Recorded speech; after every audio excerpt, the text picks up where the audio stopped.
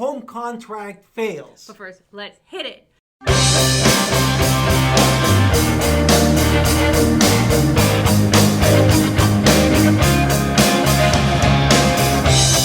Hi, it's Alan Victoria. Welcome to our Talent Podcast. And if this is your first time in our podcast and YouTube channel, make sure you subscribe and get notified. Also, call text all the time at 252-327-3357.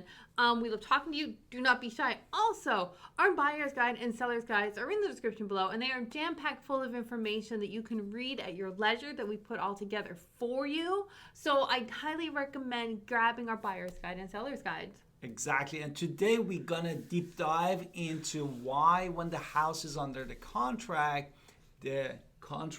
actually might fail. No? Right. And we're going to tell you in details all the reason and give you some insight. Right, and I want to just point out now, before we get into it, a lot of buyers who have never bought a home before are going to see a house has been on the market, I don't know, 90 days. I'm making something up because it fell out of contract.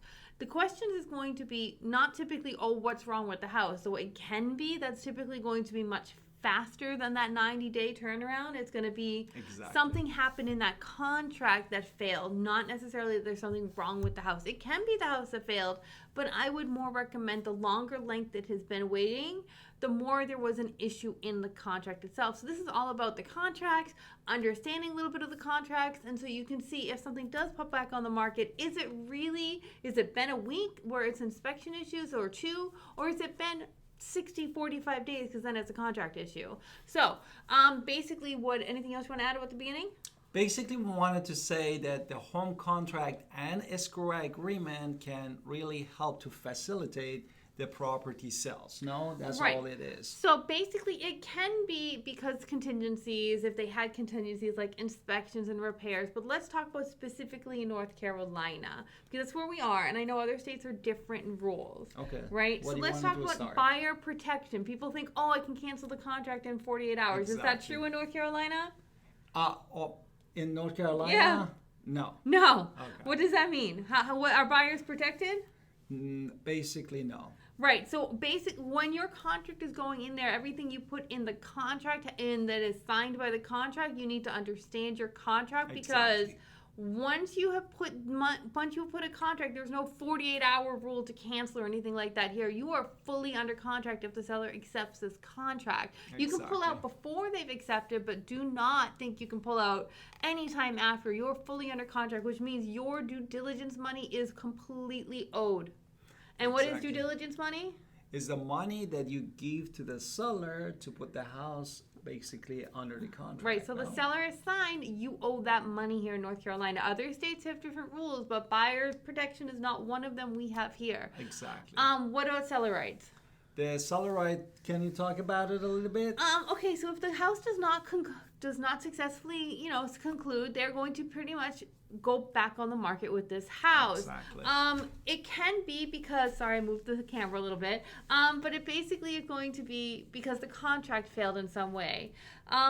If they do fail for whatever reason, because the seller decided not to buy for whatever their reason, then they do have to give the money back in that situation. So in some situations, the buyers do have a lot of rights because it's hey, why are you backing out of my contract? Give me my money back. But if the buyer, you owe money, and then it's really going to be your house. Therefore, basically, the sellers can keep your due diligence money, and you can... Unless they cancel. Unless the seller cancels. Unless the seller cancels, that almost never happens, almost. Right. It can, but it typically doesn't. So reason behind contracts failing is typically going to be why they terminated. The buyers got cold feet or they cannot get a mortgage. Exactly. This is the typical reasons why houses go back on the market. What are reasons why mortgages fail? Mortgage failure can basically, as my wife said, go back to the market. The factor that actually causing the failure of the mortgage include the poor credit score.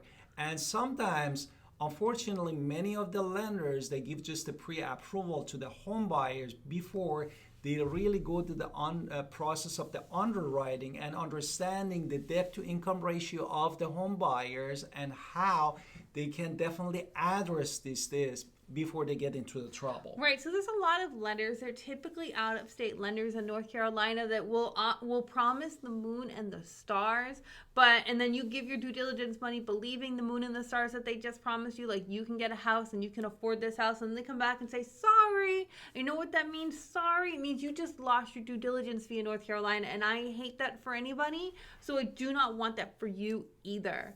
Therefore, definitely, if you wanted to work with the lender, make sure from the beginning that you submit all the paperwork you need to. And they've reviewed it. And they reviewed it, like asset, how much debt you have, what is your income is, what is your credit is, and understanding your debt to income ratio.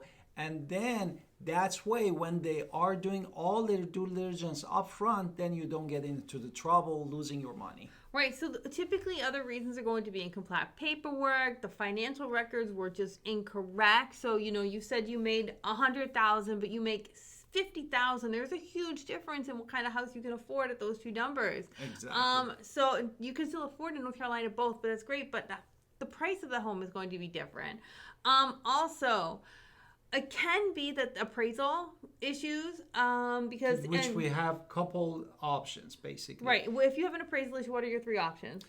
Basically, if the appraisal come at the same value, you don't have any issue. But if you have a lower appraisal, like let's say you put the offer for $250 and appraisal comes for $240, at this point, basically you need to see how exactly you can negotiate through your realtors with the seller. No? Right, so either you're going to come up with the money, the $10,000 in that situation you just said, you're going to try to negotiate, or the contract is going to fail. Like you don't have that extra $10,000 there. So you have to understand what's going on. But basically your escrow process is going to continue on until the end, no? Exactly. The escrow account is continuing, and make sure you basically ask for amendment for that your lender at the same time can work on it. Don't leave that behind. That's another failure that might cause the house come back to the market. Basically understanding your buyer's process and the seller's process and understanding what you need to do. Make sure you get all those paperwork there on time. Making sure you are doing what you're supposed to do on both sides of it and everybody is coming to the table. Also, remember, sellers are not obligated to fix everything in that inspection report. So don't have unrealistic expectations that everything is going to be fixed, because that's not necessarily true. So keep your expectations in line. Make sure that you're doing what you're supposed to be doing. And anything else you want to add? And you wanted to talk about the attorney too? Or what do you want to talk about the attorney with?